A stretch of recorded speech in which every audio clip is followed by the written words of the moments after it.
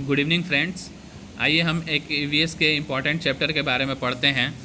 ये बहुत ही important chapter है। आइए हम इसके बारे में डिस्कस करते हैं। इस चैप्टर 4 का नाम है अमृता की कहानी। ठीक है ना।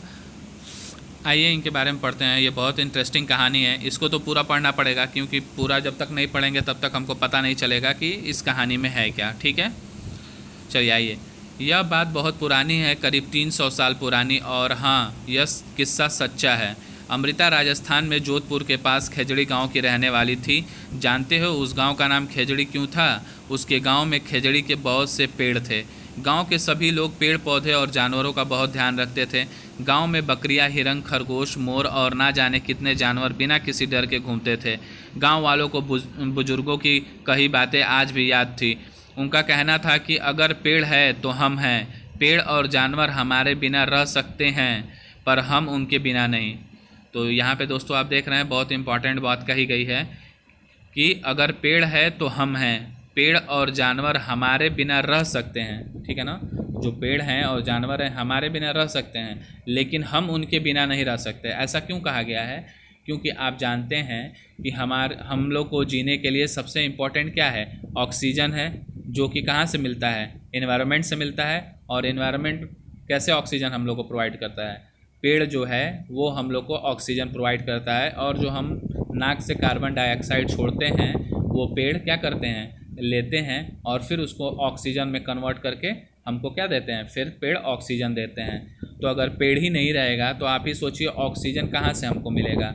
आप देख रहे हैं कि जो भी स्वच्छ हमारा वातावरण है, इसमें क्या है? आप इतनी सारी गाड़ियाँ हो गई, इतना पॉल्यूशन हो गया है कि जो लोग शहर में रहते हैं वो लोग अच्छे से ऑक्सीजन उनको प्रॉपर मिलता नहीं है। यानी जो भी हमें ऑक्सीजन मिलना चाहिए, प्योर ऑक्सीजन, वो हमें नहीं मिल पाता है।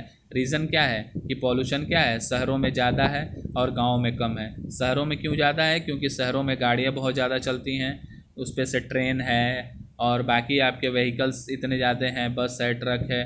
तो ये सारे जो भी धुआं निकलते हैं वो सब क्या है? एयर पोल्यूशन है।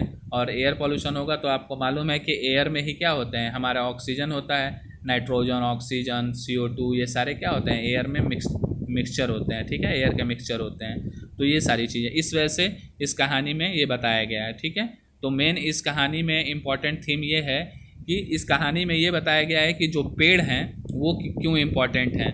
ठीक है, जंगल है वो क्यों इम्पॉर्टेंट है, जो जानवर रहते हैं जंगल में वो क्यों इम्पोर्टेंट है, इसके बारे में ये पूरी कहानी है। ठीक है, एक अमृता नाम की लड़की है, औरत है, जो भी आप समझ लें। ठीक है, ये जो आपका ये जोधपुर गांव है, जोधपुर जो है राजस्थान में। ठीक है, उसी में एक खेजड़ी करके एक गांव है। ठीक है ना। खेजड़ी गांव का नाम इस वजह से पड़ा है कि खेजड़ी का पेड़ वहाँ पे बहुत ज़्यादा पाया जाता था। ठीक है, नीचे अभी हम पढ़ेंगे उसके बारे में। आइए हम पढ़ते हैं, आपको पता चलेगा। यहाँ पे कुछ चित्र दिखाए गए हैं। ठीक है ना। देखिए, यहाँ अमृता के दोस्त के बारे में बताया गया है। अमृता सुबह सुबह उठकर अपने सारे दोस्त पेड़ों से खुशी से मिलती थी। अमृता के लिए रोज़ उसमें से एक पेड़ उस दिन के लिए खास होता था। वह उस पेड़ से लिपटकर उसके कान में धीरे से कहती थी, दोस्त, तुम सुंदर और ताकतवर हो। तुम ही हो जो हम सबका ध्यान रखते हो। इसके लिए धन्यवाद। मैं तुमसे बहुत प्यार करती हूँ। तुम अपनी शक्ति मुझे भी दो। अमृता की तरह गांव के दूसरे बच्चों की भी पेड़ों से दोस्ती थी। वे घंटों पेड़ों की छाया में खेलते थे। क्या तुम्हारे घर के आसपास किसी मैदान या स्कूल के रास्ते में कोई ऐसी जगह है जहां पेड़ लगाए गए हैं? उन्हें वहां क्यों लगाया गया है? ठीक है, अब यहाँ पे कुछ क्वेश्चंस पूछा जाता है। ठीक है, उसके बाद देखिए यहाँ लिखा है पेड़ खतरे में। अब समय बीतता गया, अमृता बड़ी हो गई। एक दिन वह अपने पेड़ों से मिल रही थी, तभी उसने देखा कि गांव में कुछ अनजान लोग कुल्हाड़ी लेकर खड़े हैं। पूछने पर पता चला कि वे राजा के आदमी थे। राजा के कहने पर वे लकड़ी के लिए पेड़ काटने आए थे। लकड़ी राजा के महल के लिए चाहिए थी। ठीक है, यह सुनते ही अमृता के होश उड़ गए। उन आदमियों ने जिस पेड़ को काटने के लिए चुना, अमृता उस पेड़ से लिपट गई। उन लोगों के डराने धमकाने पर भी वह नहीं हटी। राजा के आदमियों को राजा की बात तो माननी थी, वरना उनकी अपनी जान चली जाती। उनकी कुल्हाड़ी से एक ही वार से अमृता के पैरों से खून बहने लगा और वह गिर गई, लेकिन उसने पेड़ को नहीं छोड़ा। अमृता को देख उसकी बेटियों और गांव के 300 से भी ज़्यादा लोगों ने पेड़ों से लिपटकर अपनी जान दे दी।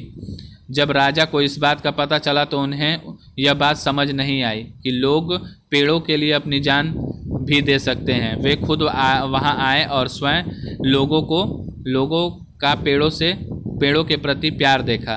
तुम्हें याद है ना उस गांव के बुजुर्ग की बातें, अगर पेड़ है जानवर नहीं होंगे तो क्या हम रहेंगे? इस बारे में कक्षा में चर्चा करो। फिर उसके बाद देखिए सुरक्षित गांव। राजा पर गांव वालों की बातों का बहुत गहरा असर पड़ा। उसने आदेश दिया कि इस इलाके में कभी कोई पेड़ नहीं काटेगा और ना ही कोई शिकार करेगा। आज 300 साल बाद भी यहाँ के लोग जो बिश्नोई कहलाते हैं, ये याद रखिएगा कि वहाँ के लोगों को क्या बोला जाता है? बिश्नोई बोला जाता है, ठीक है ना। ये क्वेश्चन एक बार पूछा हुआ है, ठीक है। बिश्नोई कहलाते हैं, पेड़ों और जानवरों की रक्षा करते हैं। रेगिस्तान में होते हुए भी यह इलाका आज भी हरा भरा है। जानवर बिना किसी डर के इधर उधर घूमते हैं। तुमने तीसरी कक्षा में जिस पेड़ से दोस्ती की थी अब वह कैसा है? इस साल एक और नए पेड़ से दोस्ती करो। अपने दोस्त पेड़ों को क्या तुमने साल भर में मौसम के साथ बदलते देखा है? किसी एक पेड़ के बारे में लिखो। तो यहाँ पे उसके बारे में बताया जा रहा है, ठीक है। तो ये पूरा कहानी है, ठीक है। अब देखिए ये थोड़ा सा मेन इंपॉर्टेंट पॉइंट है, इसके बारे में आप लोग जान लीजिए। खेजड़ी जो मैं बता रहा था एक पेड़ है। यह पेड़ रेगिस्तानी इलाके में खूब पाया जाता है। इससे ज़्यादा पानी की ज़रूरत नहीं होती। इस पेड़ की छाल दवा के काम आती है और इसकी लकड़ी को कीड़ा भी नहीं लगता। इस पेड़ की फलियों की सब्जी भी बनाई जाती है। इसकी पत्तियां वहाँ पर रहने वाले जानवर खाते हैं और इसकी छाया में तुम जैसे बहुत से बच्चे खेलते भी हैं। तो देखिए यहाँ पे खेजड़ी रेगिस्तान में क्यों फेमस है। खेजड़ी जो पेड़ है उससे इतने ज़्यादा फ़ायदे हैं जो आपको यहाँ पे फ़ायदे दिख रहे हैं। अब देखिए कौन कौन से फ़ायदे हैं।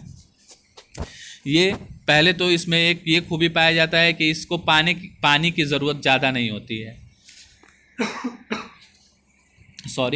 पानी की ज़्यादा आवश्यकता नहीं होती है इस पेड़ को, ठीक है।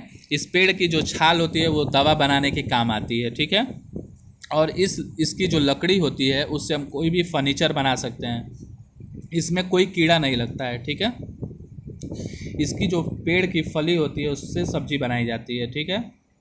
इसकी पत्तियां वहाँ के रहने वाले जानवर भी खाते हैं और इसकी छाया में तुम जैसे बच्चे खेलते भी हैं, ठीक है ना। तो इतने फ़ायदे हैं, ठीक है।